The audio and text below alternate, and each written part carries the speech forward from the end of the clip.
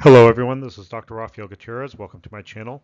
Today I'm going to talk about the basics of endocrine. Now this is actually intended to be a basic review of endocrine, and there's always more. Now I will address a lot of the aspects of endocrine as we go into different systems because of the fact that many of these systems interact with each other.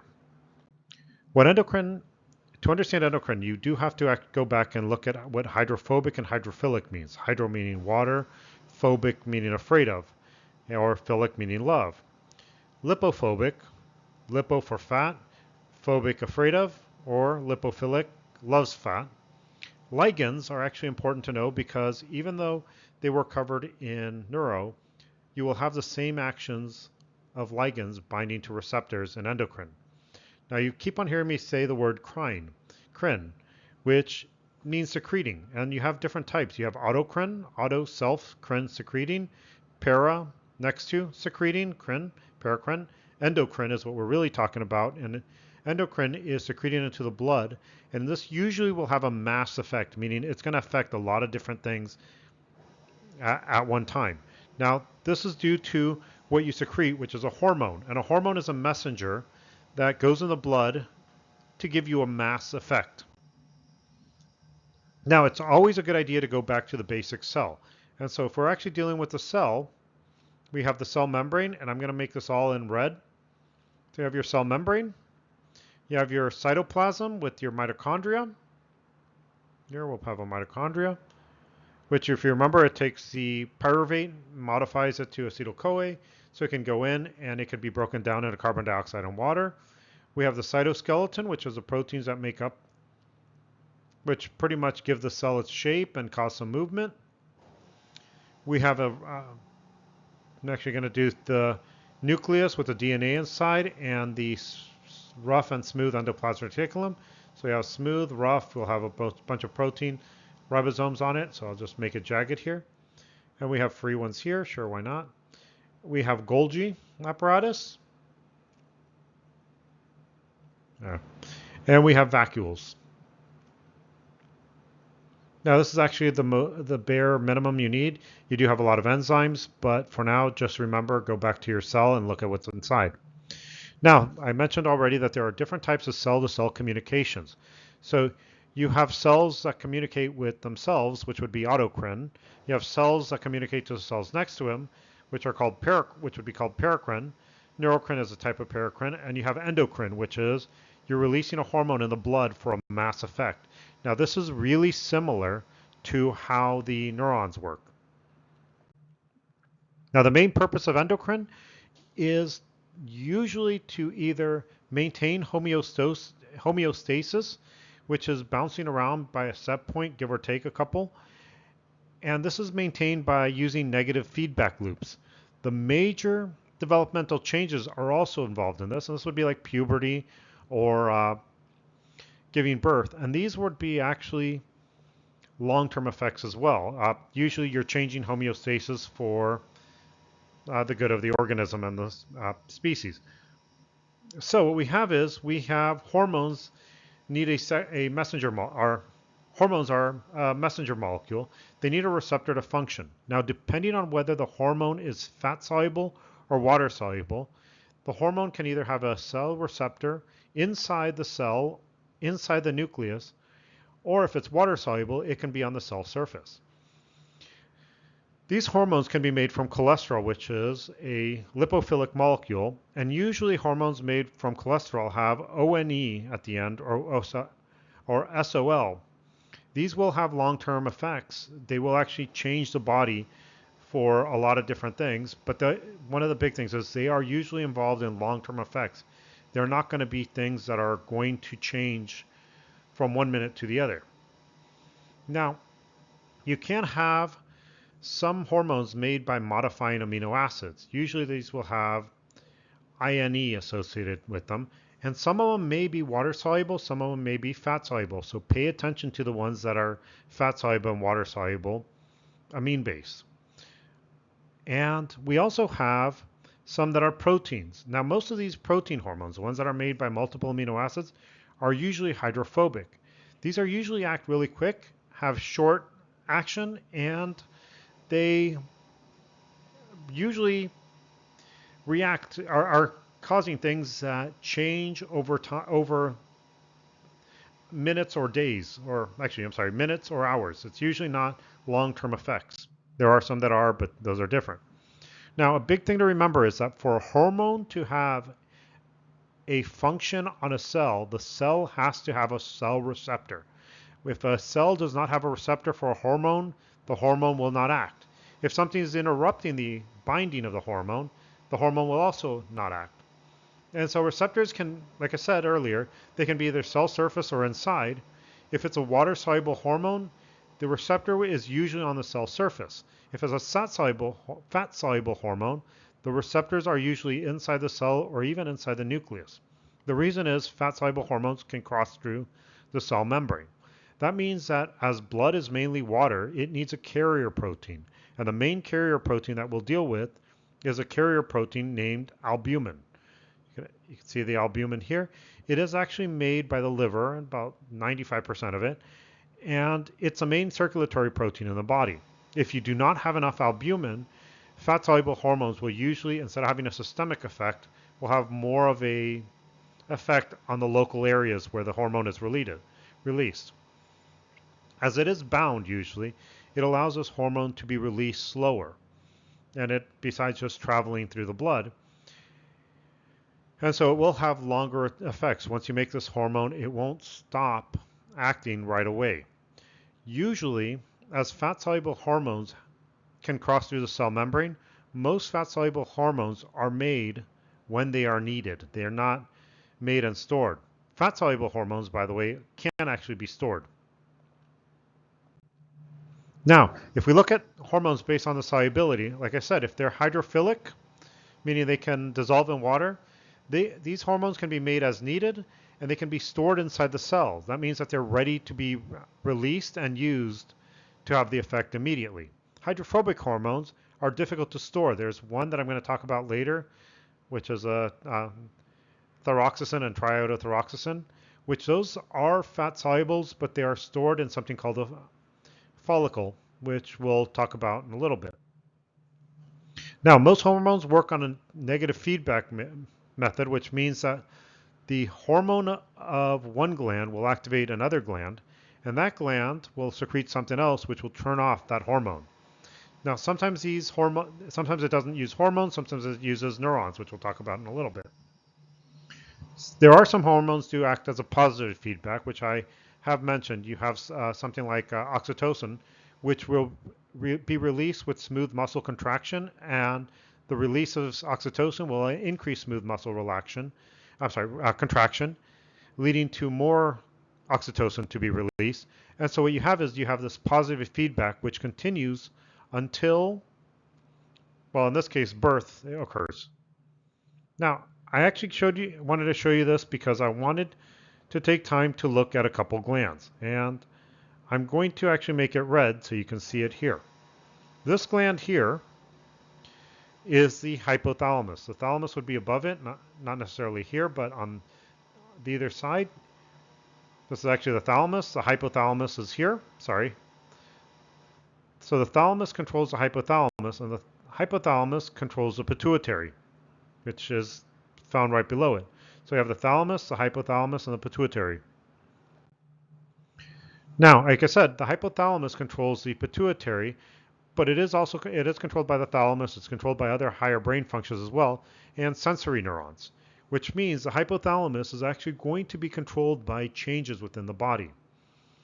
It does control the pituitary by causing release of certain hormones. Now, usually, the hormones that it releases are not called stimulating hormones. The hormones that the thalamus releases are called releasing hormones usually. There are a few hormones, by the way, that are made by the hypothalamus but are stored in the posterior pituitary. One of them is called antidiuretic hormone, which is triggered by osmoreceptors, and it causes you to reabsorb water. It's actually the osmoreceptors that cause a release of this. This will go to the kidneys to help you reabsorb water. And oxytocin, which is stimulated by the smooth muscle contractions, which causes more, which we'll talk about later. Now, the hormones of the hypothalamus, that go to the pituitary are usually referred to as releasing hormones. And I have a list of 4 here: thyrotropic releasing hormones, gonadotropin releasing hormone, growth hormone releasing, and corticotropic releasing hormone. Pay attention to the names because the names mean something in endocrine. This thyroid releasing hormone is going to go to the pituitary and cause a release of something called thyroidotropin stimulating hormone, thyroid releasing hormone. The gonadotropic releasing hormone will go to the pituitary and cause the release of uh, FSH and LH, which we'll talk about later. Growth hormone releasing hormone will cause the release of growth hormone, which will cause growth. And corticotropic releasing hormone will go to the pituitary and release adrenal corticotropin hormone, which will go to the adrenal cortex, which we'll talk later. We do have some specialized one, dopamine, which you can see the amine. It is derived by one amino acid. And it is actually, as an endocrine hormone, is usually referred to as prolactin inhibiting hormone, which inhibits lactation. Somatostatin is another, which is called growth hormone inhibiting hormone, and it actually stops growth. Now, again, these names mean something. So what you'll see me use is TRH for thyrotropic releasing hormone, GNH for growth hormone, gonadotropin releasing hormone, and you get the idea. Now, people always refer to the pituitary as a master gland, but it is controlled by the hypothalamus. If you look at the hypothalamus, it releases releasing hormone, which stimulates the pituitary. So for instance, thyrotropin releasing hormone will release thyroid stimulating hormone, will cause a release of thyroid stimulating hormones from the pituitary. Gonadotropin releasing hormone will cause the release of follicular stimulating hormone and luteinizing hormone from the pituitary. Growth hormone releasing hormone, you got it. Now, again, remember what the names, you can see that the name means something. So adrenal corticotropic hormone means adrenal cortex hormone. It's going to affect the adrenal cortex, which we'll talk about a little bit later. Now, you do have some pituitary hormones that are not directly associated with the hypothalamus. So you do have melanocyte stimulating hormone, which is stimulated by UV radiation on the skin, causing you to release that, making you pretty much make more pigment on skin, which we'll talk about more on skin. Prolactin is also released by the pituitary and is not technically involved with the hypothalamus directly. Now, I will talk about the thyroid because the thyroid hormones are metabolic active hormones. They're actually the main hormones controlling metabolism, and they are made by certain special cells called follicular cells, which take tyrosine, which is amino acid, bind iodine to it, and then pretty much glue the two tyrosines together. Now, next to the follicles, you have another cell called a parafollicular cells, and what they secrete is calcitonin, which functions on calcium levels in a lot of different spots. And one of the main effects is it takes calcium from the blood and binds it to the bone. So it decreases calcium levels by storing it in the bones. And I will talk about the thyroid and another hormone, another group of cells, another endocrine gland within there called the parathyroid hormone. But this will actually be talked about more as we get into blood and blood function. So I just want you to see you have the thalamus here. And I'm going to make it red so you can see it better. So you have the thalamus here. It acts on the hypothalamus. The hypothalamus will send hormones to the anterior pituitary. The anterior pituitary will send hormones to whatever target tissue. Now the target tissue I will use first is the thyroid. So I used this image from KenHub. They said it was okay, so I used it. And what you have is the thyroid gland, and inside the thyroid you have another gland called the parathyroid gland. I'll highlight it here. The parathyroid gland secretes a hormone called parathyroid hormone, and it works contra to the cells between these fluid-filled areas. So you have the fluid-filled areas with cells around it called follicles, And the cells in here are parafollicular cells. The parathyroid gland makes parathyroid hormone, which works on increasing phosphate levels while breaking down bone and dumping calcium. I'm sorry, it decreases phosphate levels by dumping phosphate in urine and increasing calcium levels in the blood. And you have calcitonin from the parafollicular cells, which release calcitonin, which are acted on by the levels of calcium. The follicles here, which actually have these cells, you can see them better here, makes the fat-soluble thyroxine, triiodothyroxine, and I'm just going to name it T3 and T4, and it stores it inside the follicle, and it releases it as needed after it's triggered by the TSH, thyroid stimulating hormone, from the pituitary. Now this is a weird hormone because it is fat soluble. It needs a carrier protein, but it can be stored in these follicles. Now, I do have this list that you can actually fill out if you want. So the thyroid follicular cells, they make your T3 and T4. The thyroid parafollicular cells make your calcitonin, which decrease calcium levels by binding into bone. And the parathyroid gland makes a parathyroid hormone, which dumps phosphate to increase calcium levels in blood.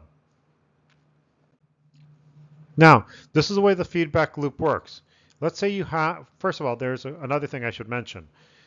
The thyroid hormone cascade in the hypothalamus is triggered not just by low T3, T4 levels, but also by body temperature and metabolic activity, pretty much metabolic demands, having enough caloric intake. If you have low caloric intake, it will inhibit the hypothalamus, and so it will not release as much thyroid releasing hormone. But if we go with a negative feedback, low T3, T4 triggers the hypothalamus to release thyroid releasing hormone, and the thyroid releasing hormone will trigger the pituitary to release thyroid stimulating hormone. Now the thyroid stimulating hormone will increase, and if it's high, it will go back to the hypothalamus to stop it from releasing thyroid releasing hormone. So you have your first negative feedback loop here. Now, the other things thyroid stimulating hormone can do is, if the levels are elevated, it will go to the thyroid, the follicular cells of the thyroid, and get it to release your T3 and T4. And if the T3 and T4 levels increase, it will go back to the pituitary, getting you to stop releasing TSH. The other thing, high levels of T3, T4, is it will go to the hypothalamus and get it to stop releasing TRH, not TSH, it's TRH. So this, you should change this S to an R, and then it makes sense. And this will actually, assuming that you increase T3, T4 levels, it increases metabolic activity as well as other things. If you decreases, it decreases metabolic activity. Now, there is another gland I wanted to talk about, and it is the adrenal gland. It does make a lot of different hormones. One of the hormones that it makes is involved in the sympathetic response. You have neurons, which are coming from the sympathetic chain ganglion and going deep into the adrenal medulla. The medulla is the inside, and if you stimulate that part, you will release epinephrine into the blood, and that will actually cause a mass effect. It won't be a localized effect. It will go everywhere, and it will be a more long-term than what you normally see with sympathetics at the neuron level.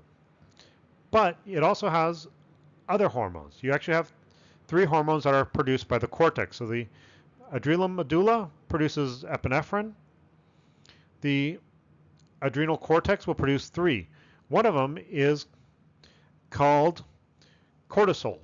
Now, cortisol is released when the pituitary releases adrenal corticotropic hormone. And what triggers the adrenal corticotropic hormone to be released is corticotropic releasing hormone.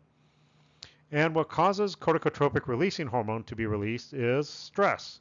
Now, your body doesn't care if it's stress from heat or from uh, mental stress. As long as there's stress, it will release this corticotropic hormone, but this is for a more long-term idea of stress. Now, one of the things that happens is when you're under stress, you want to usually inhibit the immune response. Both epinephrine and adrenocorticotropic will do this, but as this is as the adrenocorticotropic hormone stimulates cortisol, and cortisol is a steroid hormone, this will actually have long-term effects. It will increase blood glucose level by increasing gluconeogenesis. It will also increase the production of heat shock proteins. But besides these heat shock proteins, which show up in times of stress, it decreases most protein synthesis. Now, this can actually go to the brain, and because it is fat soluble, it can cross the blood-brain barrier and inhibit protein synthesis at the brain. So if you have too high, if your levels of cortisol are too high, it will inhibit the making of the proteins that are needed to make new memories. So if you're studying for a class like physiology or anatomy or micro and you're waiting for the last minute to try to learn everything, chances are you're putting yourself on a position of being high stress and you will not be able to make the proteins needed. Now, this here shouldn't say thyroid, this should say hypothalamus, because the hypothalamus makes a couple hormones. You can see them here, which are going to be released, and actually it shouldn't say hypothalamus. This should say pituitary. Now, some of them are made by the hypothalamus. Oh no, these are the hypothalamus hormones, sorry. These are actually made by the hypothalamus, like it says here, sorry about that.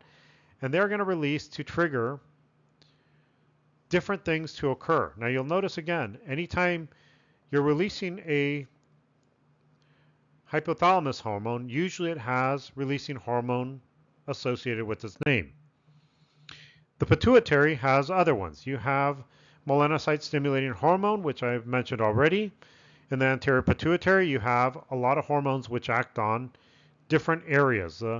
Follicle stimulating and luteinizing hormone will actually work on gametes, gonads, to actually get you to produce the proper hormones. Now, I am actually having you see this list. I am going to talk a lot about these hormones as time goes on.